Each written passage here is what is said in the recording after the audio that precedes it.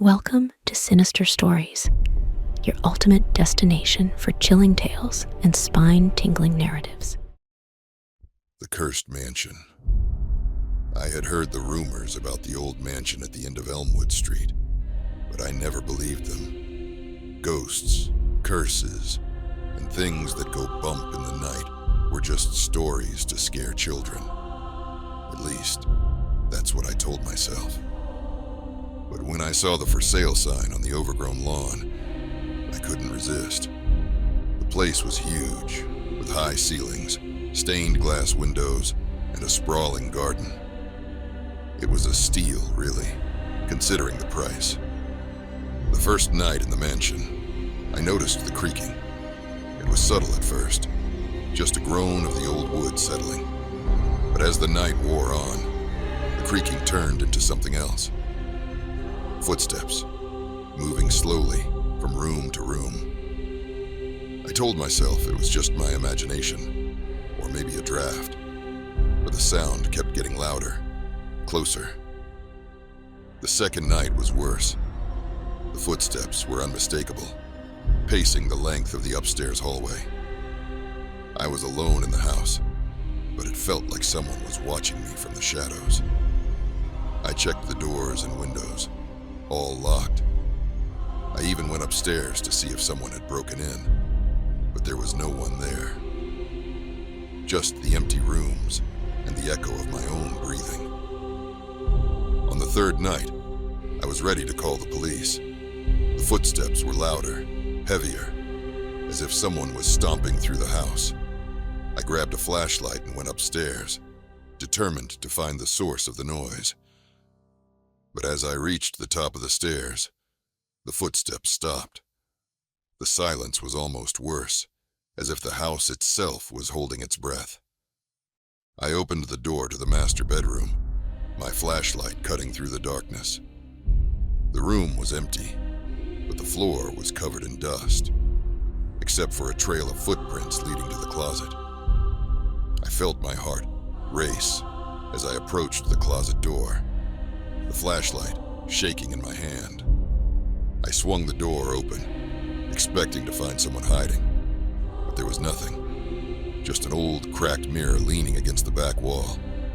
As I stared into the mirror, I saw it, a figure standing behind me, its face obscured by shadows. I spun around, but the room was empty. When I looked back at the mirror, the figure was still there, closer now, its hand reaching out. I stumbled backward, dropping the flashlight, and the mirror shattered, shards of glass scattering across the floor. I ran downstairs, my heart pounding in my chest.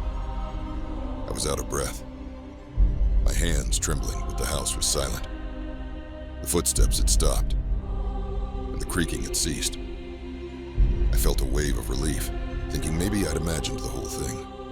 Maybe the stress of moving into a new place had gotten to me. But then, I saw it.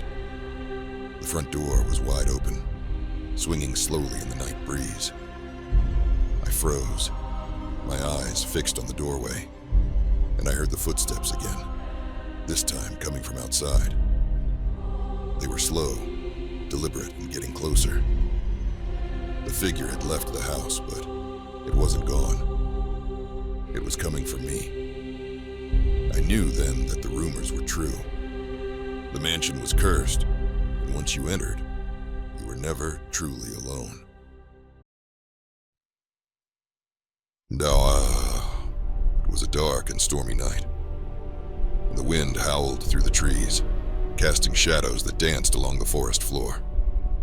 In the distance, the old mansion loomed, its silhouette barely visible against the stormy sky.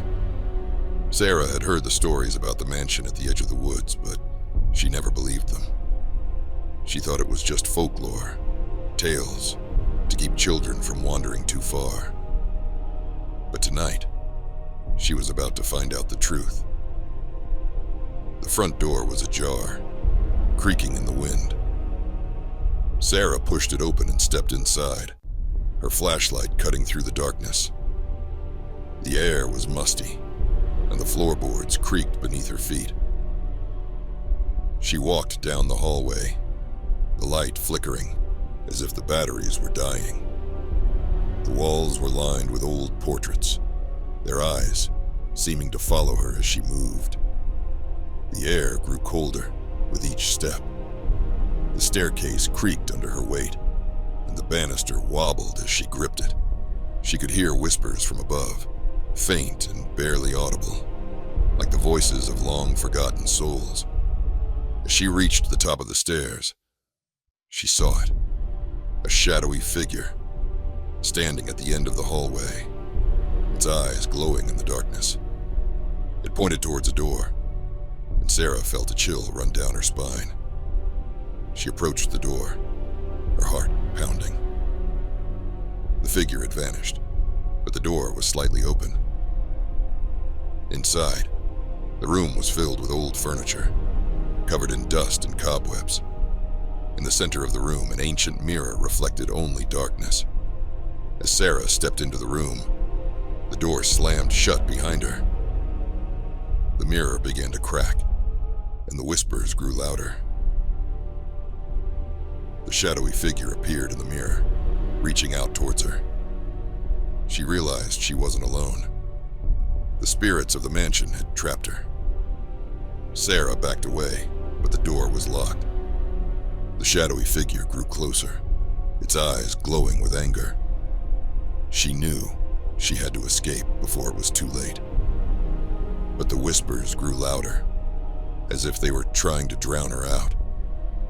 Just as the figure reached out to grab her, the mirror shattered completely, sending shards flying across the room. The shadowy figure dissolved into the darkness, and the whispers fell silent. The door swung open, and Sarah ran for her life, knowing she had escaped the curse of the mansion. But the shadows would always follow her.